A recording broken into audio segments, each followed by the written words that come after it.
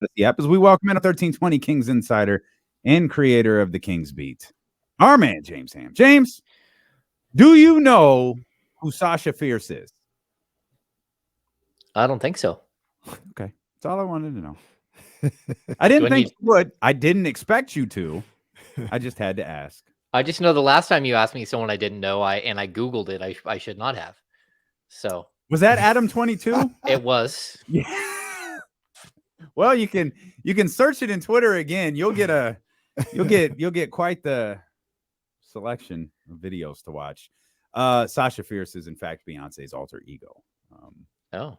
That came up because someone joked that during the season we're going to be seeing Sasha Fierce memes as it pertains to Sasha Vezenkov, who is officially now a member of the Sacramento Kings and was discussed quite a bit in the conversation that Monte McNair had with Anthony Slater and Sam Amick. Anthony Slater will be on the show tomorrow. Sam Amick forbidden from appearing on D-Lo and KC.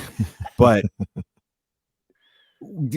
KC asked an interesting question earlier today. Is there a chance Sasha's better than any free agent the Kings could have signed this offseason? I mean, there's a chance. Like, I don't know, like, what percentage that chance is, but, like, I mean, there's some good free agents out there. I just don't know. I mean, he fits a role about as well as anyone that you could find. But, like, I'm not gonna say that he's a better free agent acquisition than if he would have gone, like, all out and somehow talked Kyle Kuzma into coming or something. Yeah, I mean, I think it just really does depend. Now, does he fit better, and is he a better, like, decision maker and probably a better option than Kelly Oubre? Yeah. I think that the case could be made for that. And I'll go back to, like, if that's something that Monte McNair said, I'll go back to, like, some of the principles that I hear from them behind the scenes. And that is that, again, the Kings believe that they might have had 3 or 4 players on their roster that could have had the same season that Sasha did in Europe, and that's it. So that's actually saying a lot. Because Sasha had that good of a season in Europe. And the other thing I'll keep pointing out is that, like, look, Sasha has been a professional basketball player since he was 15.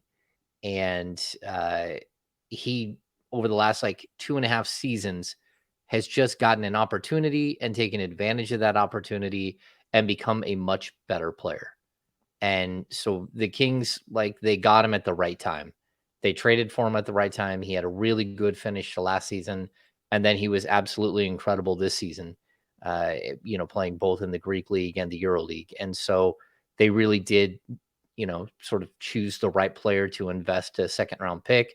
They even got paid for that second round pick, $1.75 million, and the rights to Vezenkov. So I think it's a good transaction for the Kings, and hopefully he's going to be a solid addition to the team. I had a bit of a comparison here that I'd like to see what you think about. I said, and it's different because he's not going to get, I don't think, the same type of minutes. But is it possible that Sasha is Lauri Markkanen light when you talk about the way he can space the floor at the 4? He's got good size. He can do that. Now, I think Markkanen is more of a natural scorer. He's a better athlete than Sasha. So it's not a apples to apples comparison. But I know when you talk about wanting Lauri Markkanen, and I agree with you, one of the things that's brought up is his style of play and the way he can spread the floor at that size is something that would be crazy for the Kings to have. Do you think he's that type of player? That's a tough comp because Lauri Markkanen is like an all-star level player. And I don't want to get 95-7 the game down here. I'm not saying he's an all-star. He's going to come be an all-star. ... But but so his style of play, is it comparable a little bit to Lauri Markkanen? I'll tell you this. Like, look, Dave Yeager, when he was head coach of the Kings, he said, "I just need a power forward. I need a stretch 4. Can you please get me a stretch 4?" Like, it was a plea from him. Like, it doesn't matter who it is, and it doesn't matter how many minutes they can play. The second you have a stretch 4 in the current NBA, it opens up everything for your team.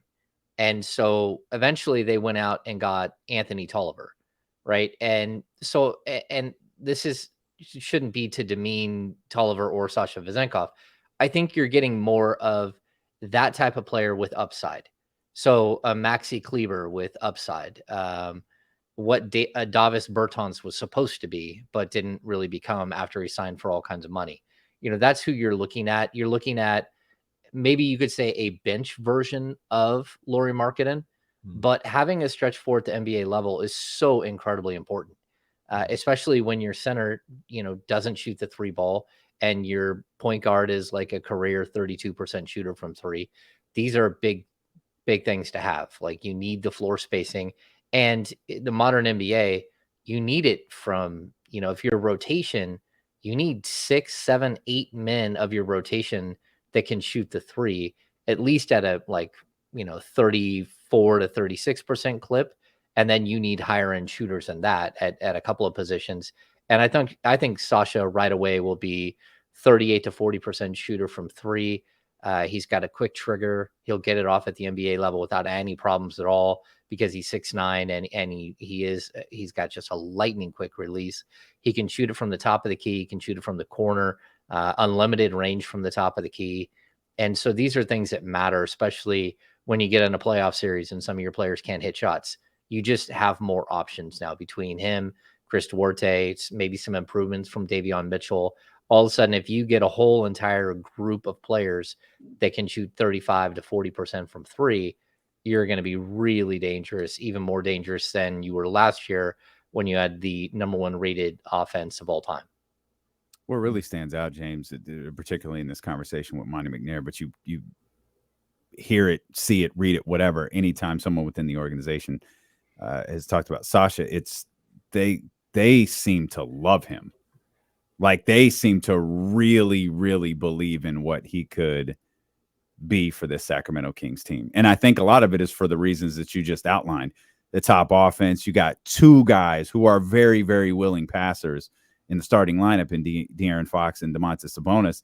And then, of course, you got Malik and Davion off the bench. It just feels like Sasha is going to be flooded with opportunities to score here in his first season as an NBA player. Yeah, I think so. And I think he's also going to play like 18 to 20 minutes a night. Like, this is a player that you went out and you spent good money on, but also a player that you really chased. You chased with not just dangling money, but a rotation spot. You chased him with the promise that he was going to play. And I think that that's a big deal. It's something that, the Kings, they have, like, this group, they do fall in love with players, like the Keegan Murray situation. Like, they love Keegan Murray. They think Keegan Murray will be, like, you bring up Lauri Markkanen, they think he'll be better than Lauri Markkanen. And that's saying a lot, because Lauri Markkanen is a really good NBA player. But that's kind of what I've noticed from this group, is that they kind of pick and choose, but then when they fall in love with a player, they really fall in love with the player. And so I think that they believe that they found a really, really, I mean, if you're looking at your forward rotation, you found one of your basic three in your rotation, because I don't think they're going to go much deeper than a 3-man rotation at the four who are natural forwards. And we're talking, of course, Harrison Barnes, Keegan Murray, and Sasha Vezenkov. And then you're going to steal minutes from those positions with guys like Trey Lyles stealing some minutes at the 4 while playing backup 5. And then guys like Kevin Huerter stealing some minutes at the 3 while Malik Monk plays more minutes. So you're not going to have a lot of extra guys playing in those spots. It means that Chris Duarte and Kessler Edwards, they're nice players to have on your bench. But I don't know how much of a promise there is that they're going to play if the team is healthy. And that's a big deal. So if he's that good, if he's a top 3 rotational forward on a projected, 48 plus win team, then they believe he's a very good NBA player. And, again, can he be like was it Mitrovic?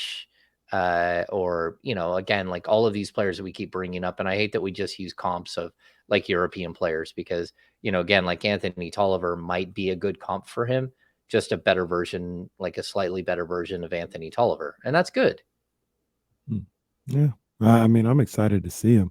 Is there another scenario that you see that has been kind of thrown out there, where at some point this year, I'll just say this year, he slides into the starting lineup and Harrison Barnes comes off the bench, move Keegan to the 3, and maybe that opens up some minutes for some bigs and different things they can do off the bench. Do you see that potentially happening at some point?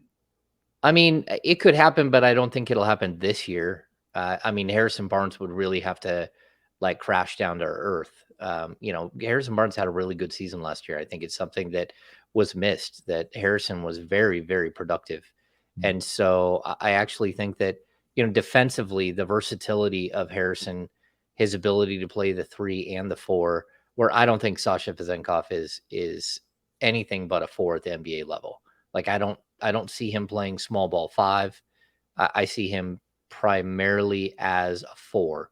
And I think it's really tough when, again, the other two guys that you have, Keegan and Harrison, both can play the 3 and the 4. So it's positional versatility that I think will keep him from sliding into a starting position, especially on the defensive end. Like as an offensive player, I don't think it really matters. He's going to be one of the guys who runs down the wings and plants in the corners as you initiate your offense, right? It's on the defensive end. If he doesn't have the switchability, then that means that you're always going to have Keegan or Harrison on the board, on the floor with him. And that's where I think that there's going to be some limitations to him. One thing that really stood out in the conversation that the guys at The Athletic had with Monte McNair is he both seems to be very realistic about what's ahead, and that factored into his approach. He talked about, everything isn't like linear. Like we'd love to believe we could just take steps forward, and giant leaps and all of these things. But if we're hit with adversity, or if we have to take a step back, we've put ourselves in a position where pivoting won't be difficult. And that's just one, listening to Monte doesn't often, and we joke about it pretty regularly because we all listen to him. Monte, when he talks, particularly in a press conference setting, he doesn't really say anything, but that's to be expected. But when when you can sit down with them, sometimes he gives you like some real interesting insight. And I think the most insightful takeaway I got from this conversation with The Athletic is that he's a very realistic general manager. He doesn't have, especially considering he came from the Daryl Morey camp, who might be the most unrealistic general manager on the planet. The fact that Monte is so grounded in understanding that, hey, if all breaks right, we believe this team is going to be better. But if for some reason it's not, we feel like we're prepared to adjust to that. And that's something that I just walked away going, man, that's my general manager right there. That's my general manager. He's locked into this squad, and he's not naive to the pitfalls that can hit a team during an 82-game regular season. Yeah, what I like about Monte, like he's very different when, number one, the recorder's not on, and number two, when he's not in a full press conference setting. Like he's good in a one-on-one setting when you're sitting down with him, especially when there aren't cameras on, if you're doing an audio recording. He's also really good, like just like hanging out off the record, like having basketball conversations. It's when you get into a situation where it's a full room of people and you have no idea what someone's going to ask. And maybe you do have an idea what they're going to ask, but you don't want to put anything out there on the record that could come back to bite you, where I think he's awfully protective. But at the same time, like I've always enjoyed like conversations with him. He's a good dude.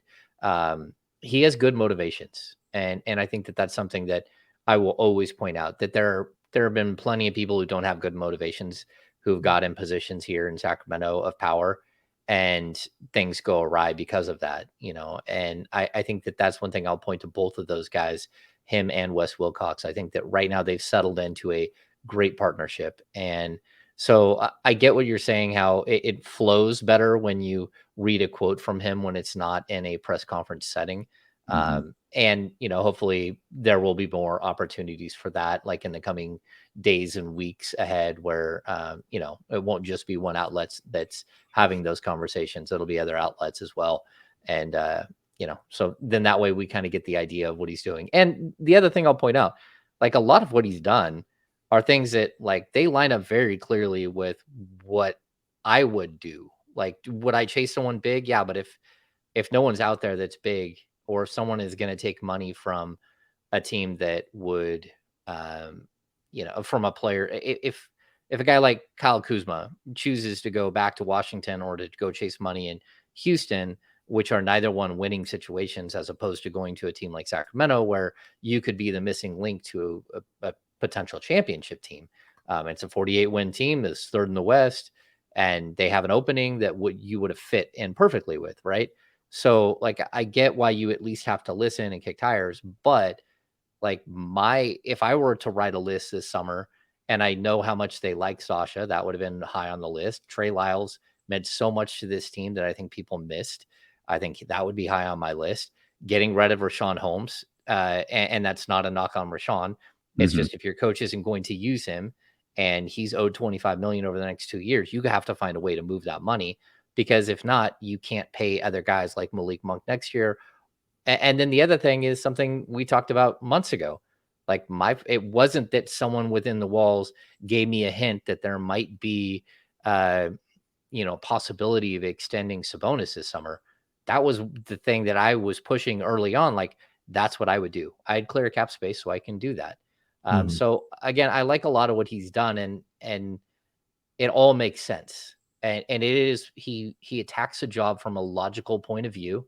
He does have a couple of things that he does that Daryl Morey, is known for, which is not overpaying your own free agents. Like Trey Lyles at $12 million a year, that's not a good deal. Trey Lyles at $8 million, that's what he's worth as a player. We watched him last year. That makes sense, right? Even bringing in Nerlens Noel on a $3.1 million league minimum deal, that makes sense. Now, we don't know yet if that's guaranteed money or not. And I'm gonna go on a limb and say I have a hard time believing that he got a fully guaranteed league minimum deal. I wouldn't doubt that there are outs in that deal for the Kings, just because this is a guy who played on 10-day contracts and stuff last season. But still, the idea of him, it makes sense, right? Mhm. And it might even make more sense than Nemias Queta, in a lot of Mhm. ways. And so those are things where you look at it and you go, okay, there isn't a step he took, even, trading a second round pick for Chris Duarte. Okay, I get it. You know, I wouldn't have drafted Chris Duarte 2 years earlier when he's a 24-year-old rookie, but a 26-year-old second year player with a devalued contract that was a top 11 pick for a second rounder. Yeah, I'm in. Like, these are all things that like really do make sense when you're doing advanced roster building. Man, said a lot right there, Yeah. Ham. Said a lot right there. Let me Probably go. should have led with Nerlens Noel. I completely Let's- forgot. well, let's go there. You kind of brought up that signing and the circumstances with that signing. Like, I mean, give us your thoughts. And one of the things that you also said was it might have said a lot about Nemias Queta. Do you think this signals the end of the Kings and Nemias Queta? Yeah, I'm not sure. I kind of want to see again before I make any rash judgments on the Nerlens Noel situation. I want to see what the contract is. And since we don't know that yet, I've checked in a couple places and haven't got back yet on what that contract is. If it's fully guaranteed for a year, like, look, there's no reason to carry four centers on your roster, and there's certainly not a reason to carry a fifth. So as of right now, I have them with Sabonis. I have them with Alex Len. I have Trey Lyles playing small ball. That's the only way to get Sasha the minutes that he needs. And you're still going to have minutes for Keegan and Harrison. So you start running out of minutes really quickly. So Noel, like, on paper, especially like young Nerlens Noel, is like spectacular. He's a defensive gem. He averages, I think, for his career right around 2.6 blocks per game, per 36 minutes. So if you translate his stats into like a full-time player, um, the problem is, number one, he's never a full-time player. And also this is, I think, his seventh team in 9 seasons. So and he missed one season. So I just don't know like how valuable he is. And we talked about this before with everyone wants Mo Bamba, right? And I'll say the same thing about Mo Bamba. Mo Bamba was not able to earn minutes on a bad Orlando Magic team. And not only as a top 10 pick, he wasn't able to earn minutes on a bad Orlando Magic team. He lost minutes to Bol, who the team thought so much of this summer that they waived when he's on a league minimum deal. So what does that say about Mo Bamba? And I'll say the same exact thing about Nerlens Noel. Nerlens, they liked Nerlens last year when he became available. He ended up signing a 10-day contract with someone else. But this is a guy who couldn't earn minutes on the Detroit Pistons. So, well, can I counter that for a second? yeah, And I'll do that with Noel and Bol and Mo Bamba. Is they were all on bad teams. Could they potentially play different? Now, of course, their roles are pretty small here, but their potential roles are pretty small here. But I think the opportunity for them to play better on a better team might be out there for all three of those guys, to be honest with you. I still like the prospect. I know Mo Bamba signed. I know Bol is signed. Obviously, the Kings have Nerlens Noel. I think all three of them would have fit just fine with Sacramento. yeah, no, And I think the roster, you're right. Those teams that they played on were bad. They weren't out there, but whether they were playing or not, they weren't going to help. Like, I think those guys having a De'Aaron, a Malik, a Davion, a Domas, those types of guys around probably could have gone a really long, or probably could go a really long way for them.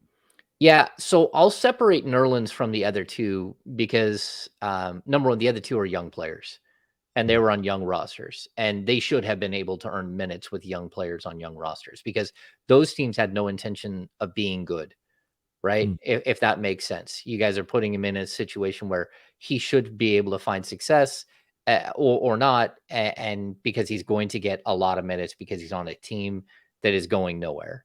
And so that's where I really do circle Mo Bamba and say, like, look, it hasn't worked out. But we could say the same about Nerlens because this is, I mean, I think this is his 7th team.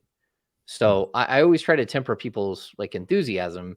I don't want to say that Nerlens Noel is a bad player because I don't think he is. He's a very good shot blocker, and not only that, but he averages like 1.5 steals per game for his career, which I like steals more than I like blocks because they're a natural turnover. They're just because you block a shot doesn't mean a guy doesn't get a rebound and put it right back in. A steal is a steal. It's a just change of possession. So that's one thing that I'll point out too. He's good at both.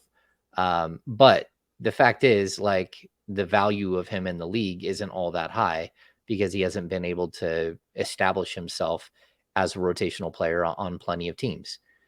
And so maybe he works in Sacramento and maybe he doesn't, but you shouldn't consider him like the savior of the team because he can block shots, because the savior of a team that can block shots has to play more than like 160 minutes in a season like Alex Len did last year. James Downer. Well, I'll kind of go in this direction though. Does the mere signing of Nerlens Noel say a lot about what they think about Neemias Queta, or are they two completely separate things? No, I think you're probably right. I mean, like, at the end of the day, we'll have to see what they do with Queta, but to have like 3 of your guys from 10th to 15th on your roster be centers, that doesn't make any sense, right? So if you're going to have Nerlens Noel, you're going to have Alex Len, you're going to have Neemias Queta all on your main roster that aren't part of the main rotation. That just, like in the modern NBA, that doesn't make any sense. So if Neemias was to come back on a 2-way contract, I think that's one thing. I have heard chatter that there are teams overseas that are looking at him. There's a team in Spain that I've heard is looking at him. And also, I think Partizan Belgrade is something that I've heard rumor of that there's interest. So it's possible he goes and plays overseas, which I think would be a disappointment because I do think Neemias Queta is right on the cusp of being an NBA player and needs a little bit more time just to shore up who he is and what he can be.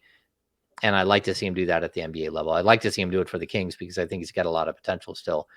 But I think it does speak volumes that they went out and brought in a different center at this point. What's he missing? Clearly, he's missing something.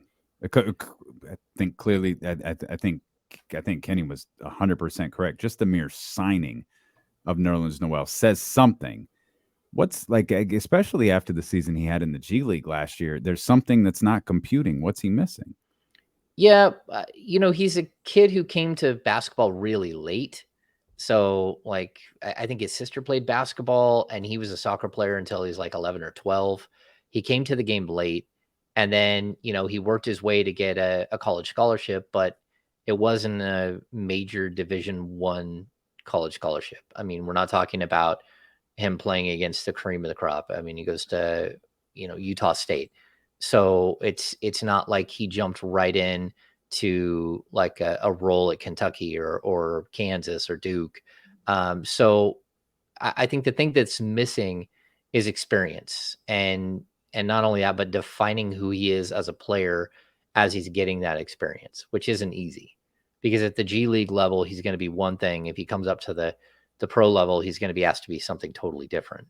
And that's not easy, especially when you don't have just the overall experience to do it. The other thing was, when he got to the NBA, his body just wasn't ready.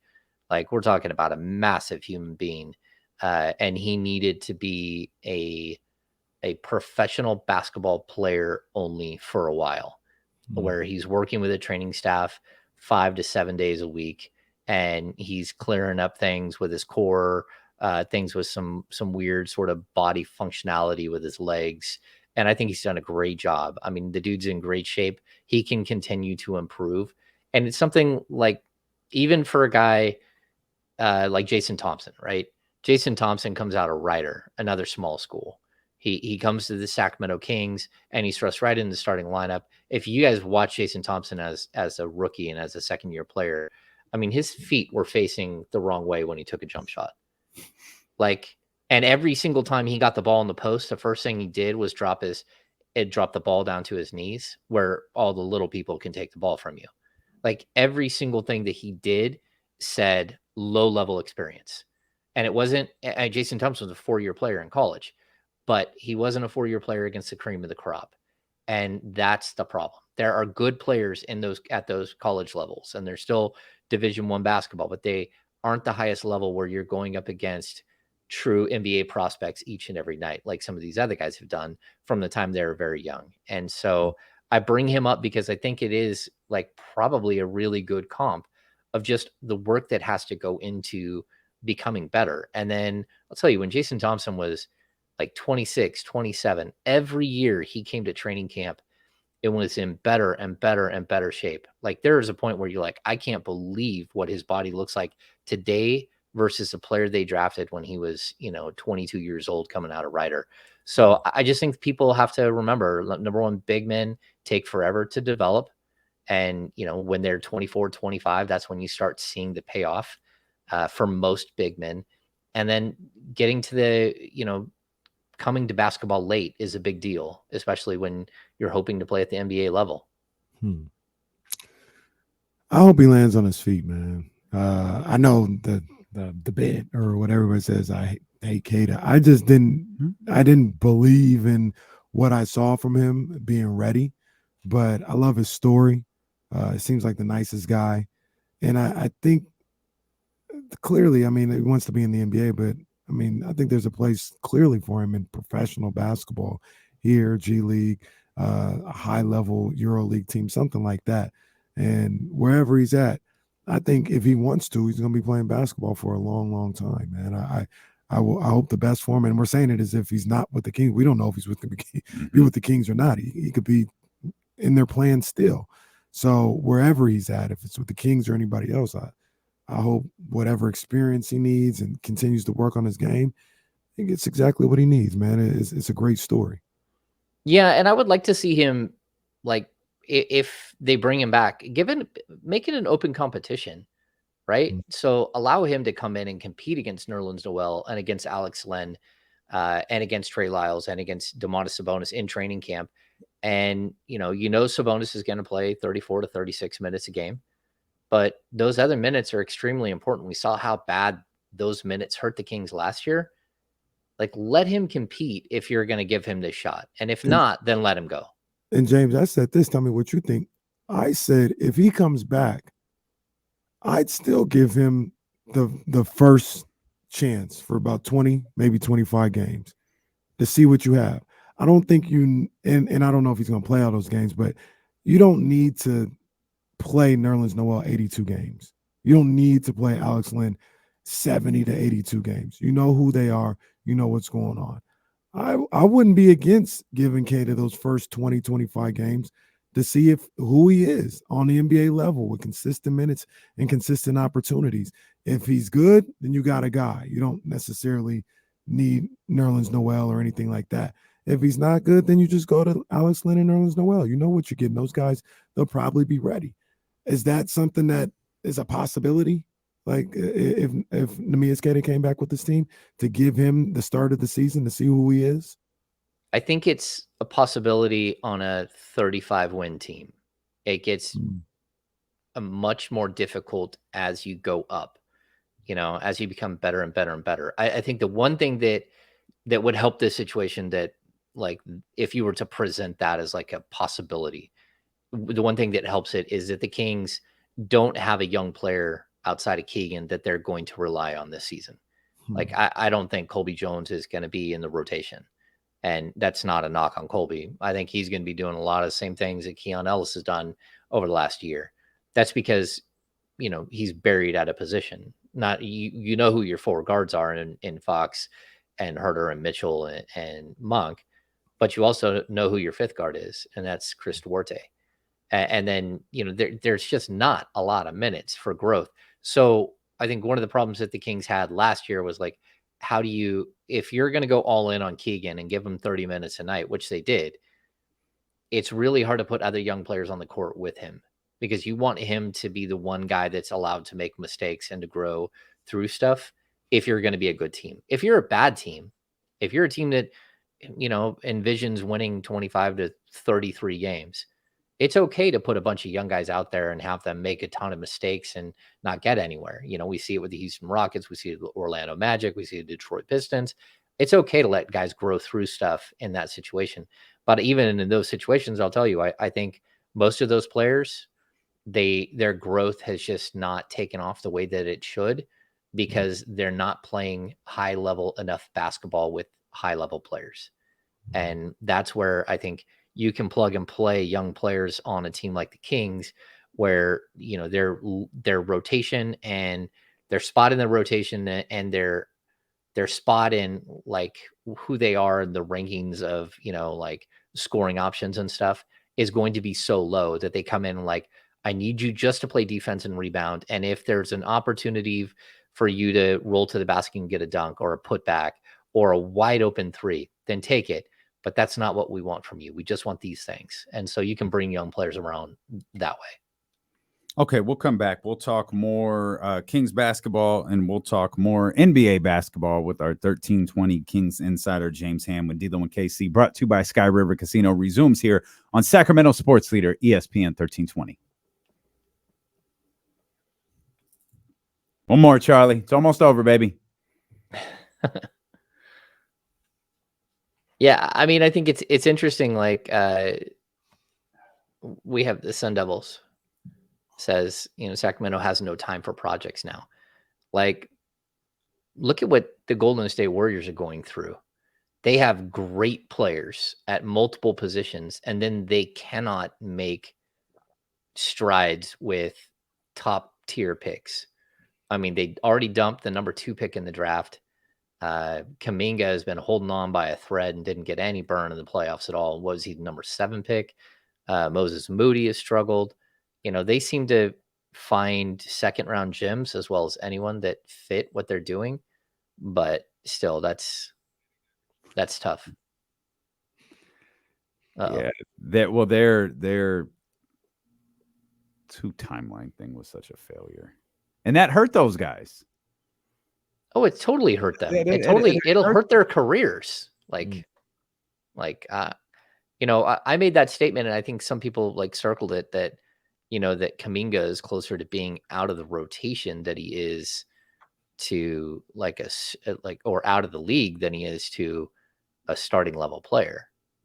Like, and that's tough because I think he's a really talented young man. But when you get into a situation that ends up being bad at the NBA level, it can do major damage for years.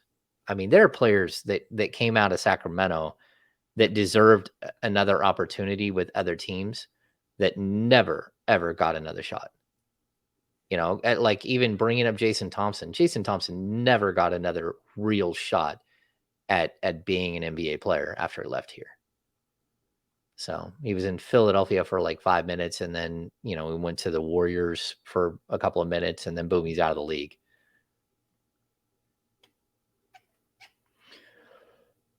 Nice guy, though. Yeah. David asks, how much do you think Trey improves with another year with this group? I think that Trey is just really, really, really solid, and that you're a better team when he's on the court for minutes, as opposed to a lot of other players that would be in that situation. It's kind of like going back to what, Kenny, you were asking. Like, I just don't see Sasha as an NBA starter right now. Maybe I'm wrong, but like, I think for him, like, I see him as just a really, really good role player, but a role player with some deficiencies that you have to defend, that you have to cover. Mm-hmm. And those there's nothing he can do about some of the deficiencies, the speed and quickness, lateral quickness, length, leaping ability. Like, he is who he is. He's coming in the league as he'll be 28 before the season starts. And, I think he can be a really good player, but within the confines of like a role, and that's fine.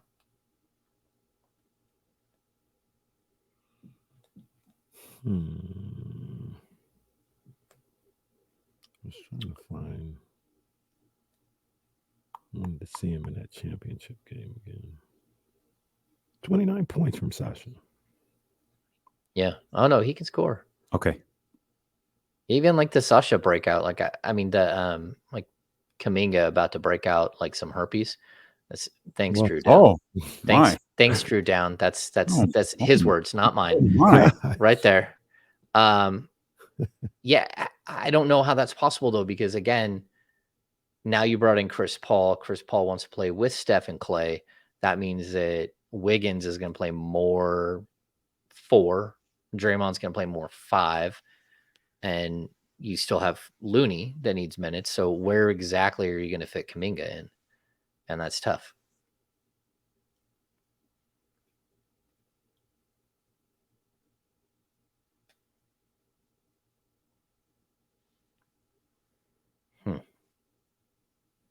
Heartbeat-ish. Irregular heartbeat. We're coming back. I hope not. Well.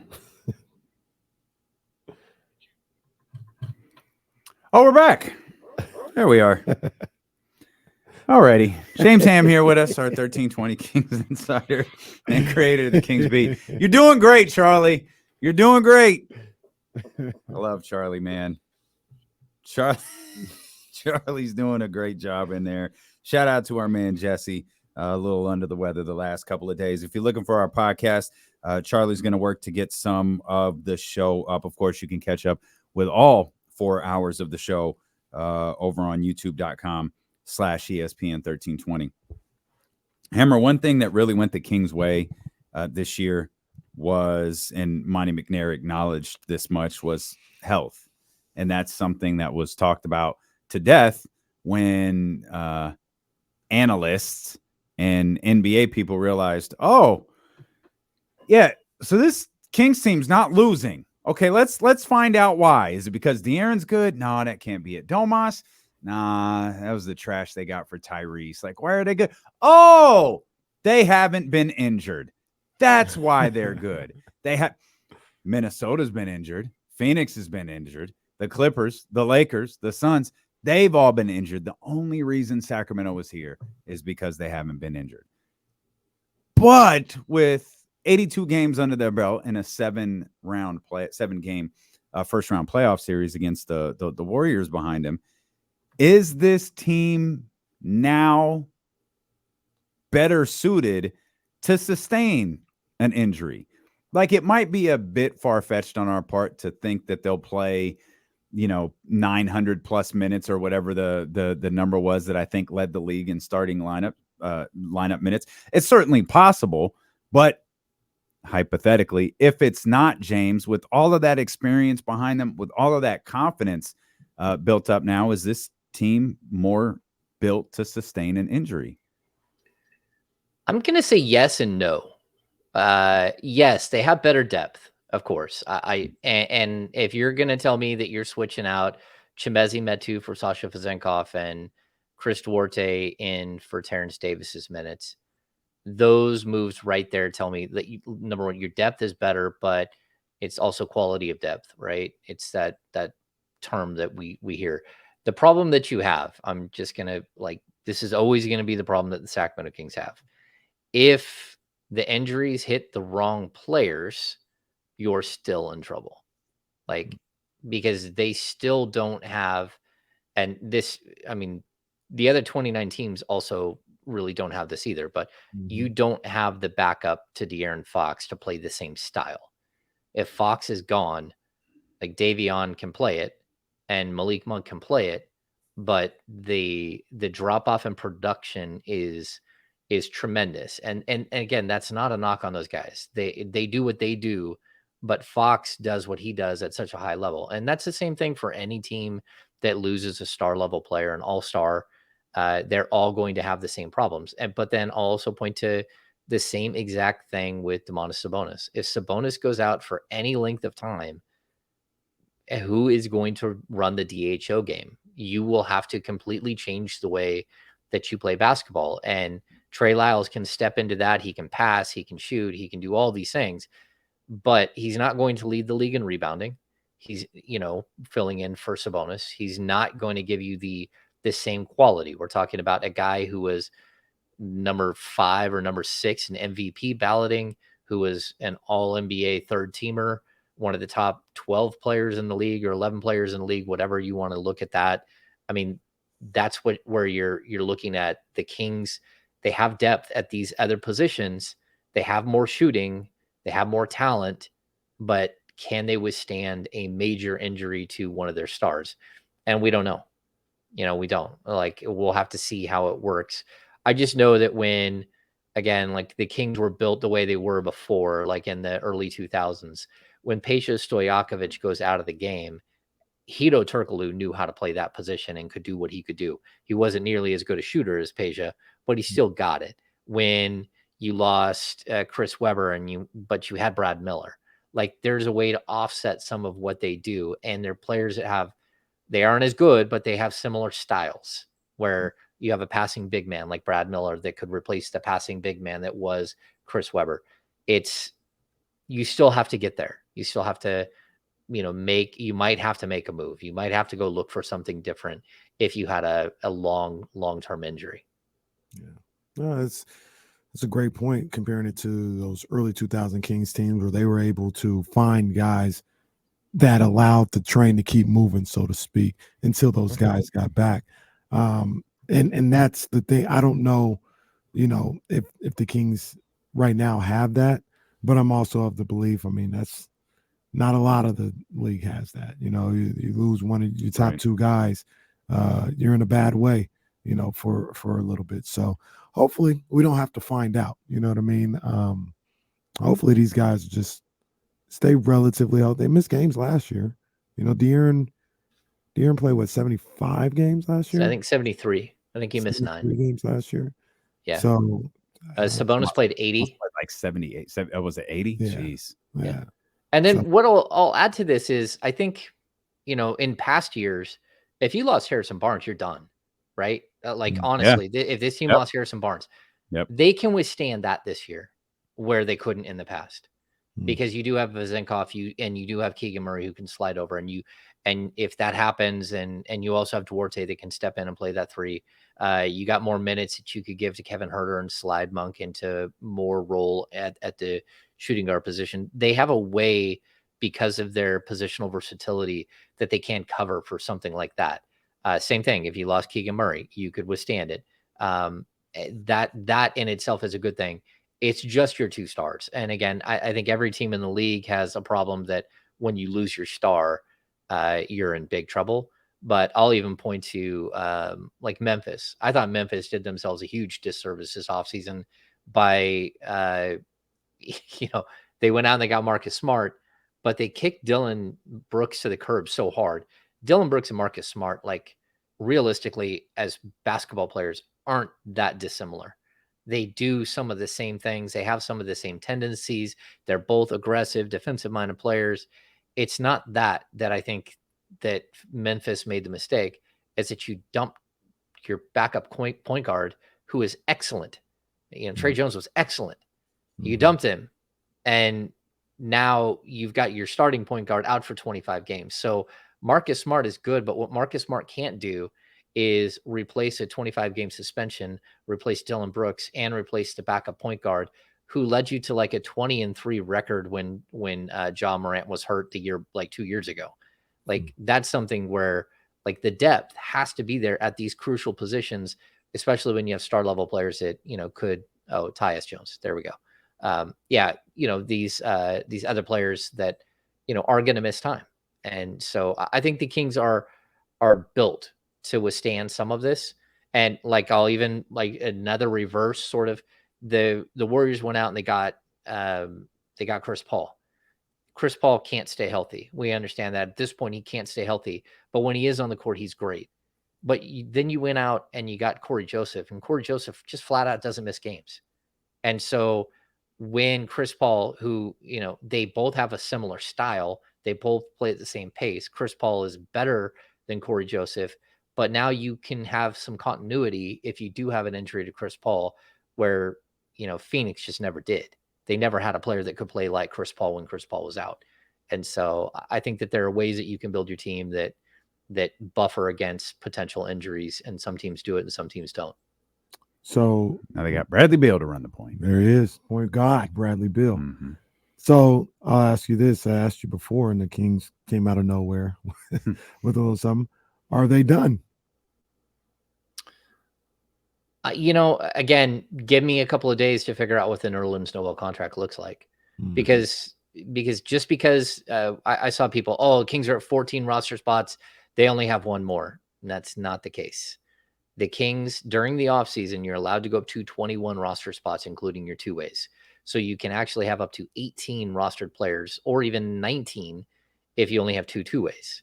So they can keep adding players, especially if we're talking about players who are joining the team on non-guaranteed contracts. If you gave Nerlens Noel $150,000 to show up to camp, and then his money becomes guaranteed if he makes the opening night roster, it's what they did with Dellavedova last year. It's what they did with Sam Merrill. It's what they did with Chima Monte. And then you also have like the January 20th deadline where you can guarantee someone's contract. So you can guarantee a contract coming out of camp. You can guarantee a contract at the January date. I want to see what Nerlens Noel his contract looks like, because if not, they could still add like 2 or 3 veterans and let them fight it out in camp and give them guaranteed, like a small amount of guaranteed money that they walk away with if they don't make the roster, like they did with Dellavedova last year. I don't know who there's left to sign. Oh, there's guys left to sign. Harry Giles. Money. Well, Kelly Oubre. Christian Wood.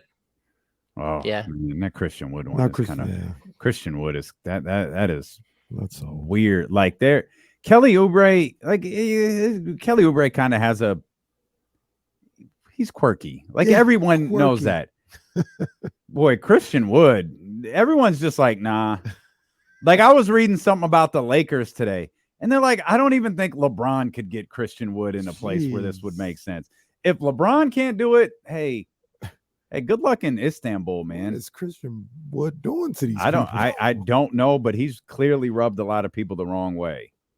Yeah, and I haven't heard. Sorry, I haven't heard that he's. It's a great promo that just ran there. Yeah, I haven't heard that he's a bad dude. That's not what I've heard at all. Like when it comes to Christian Wood, what I hear, like there are times when he doesn't, like he's not on time to practice. Like there's some issues with him here and there, but everyone said he's a nice kid. The more the problem is, can you win with him? Are those numbers real? Are they just numbers that he's putting up on the board?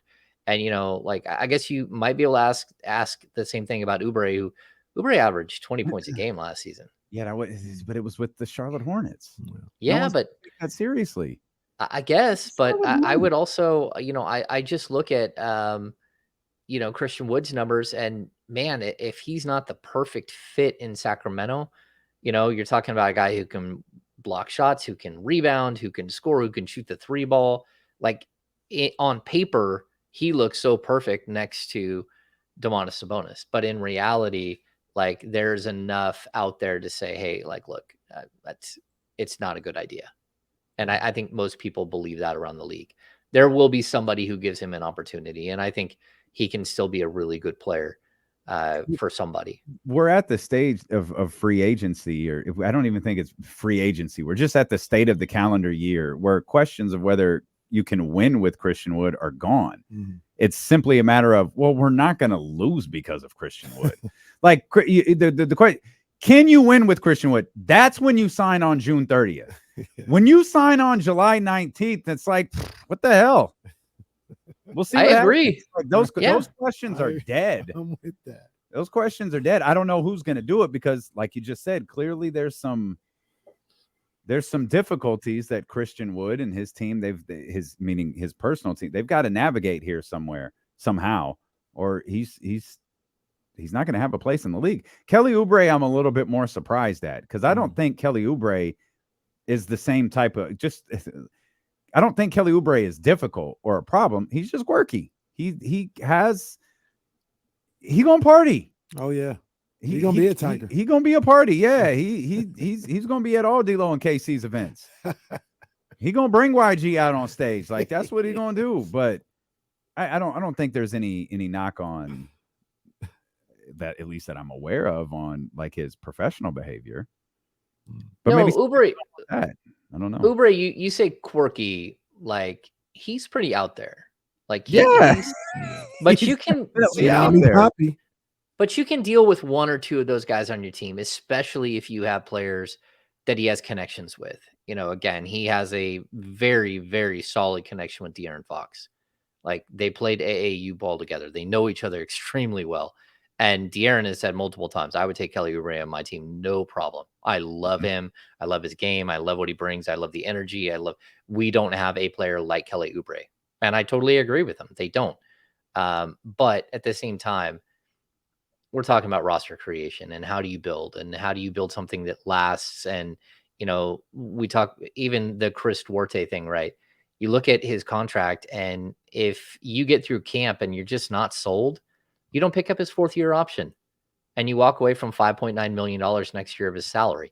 If you like him and all of a sudden you got a young piece, not only is he under a contract at $5.9 million next year, but you also have like he's a restricted free agent.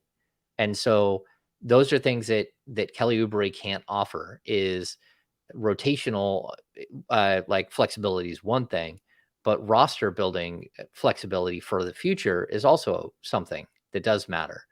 And so I think it's one of those things where, if you think you found a player that you can build with in Duarte, then you keep him. If you don't, then you can move away from him. And you didn't really, all you lost was a 2nd-round pick.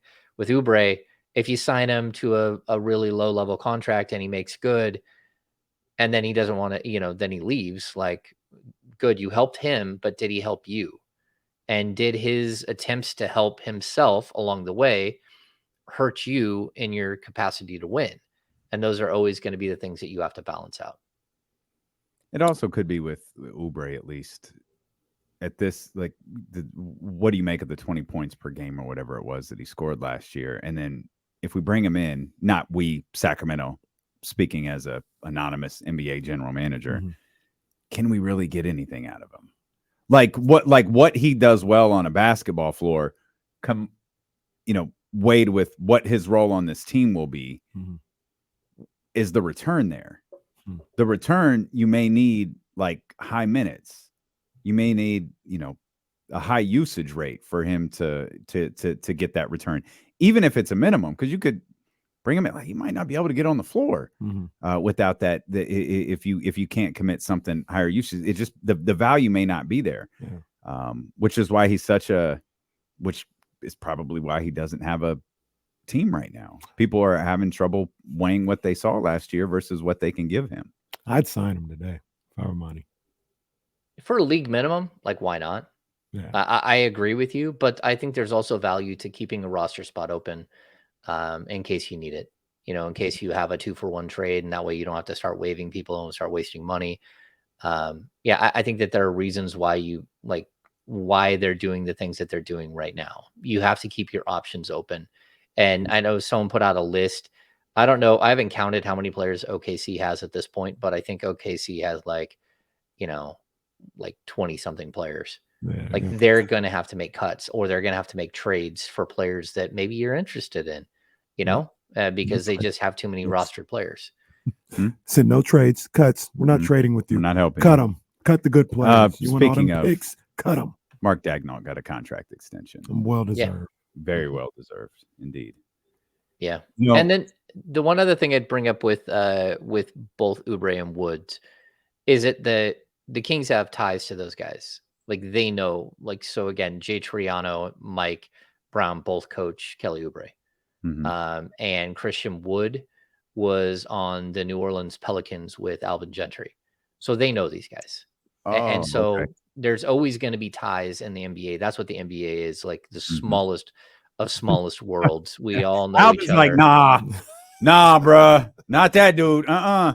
Yeah. So if there's a question, yeah. I got a great life. Do whatever you want. I'm going to walk around the court and say hi to everybody. I'm going to be the most popular dude in the room because I can't do anything wrong. I love Alvin. I want that time in my 100%. 100%. You guys mentioned trades.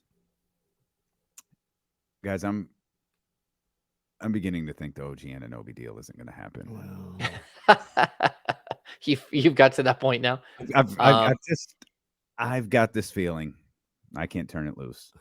I think OG's staying in Toronto forever. I'm gonna say let's look and see what happens in the next 5 months. So we meant to talk about it. We just didn't get to it. They can't possibly just ride through February with it. They can't lose them. They just lost Fred VanVleet for nothing. Maybe they don't care. They go do that again.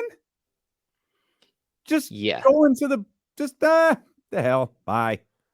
Yeah. It's a little better. Man, you're gonna have to if they're not winning in November, December, all eyes are gonna be on that Toronto Raptors team. All eyes. And it's gonna become like a flea market.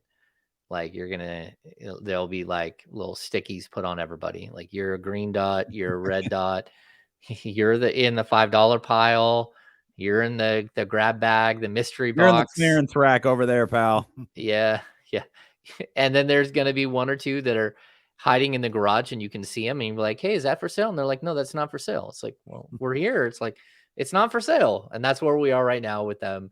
But I expect if they don't that's pretty much Scotty Barnes and Scotty Barnes only.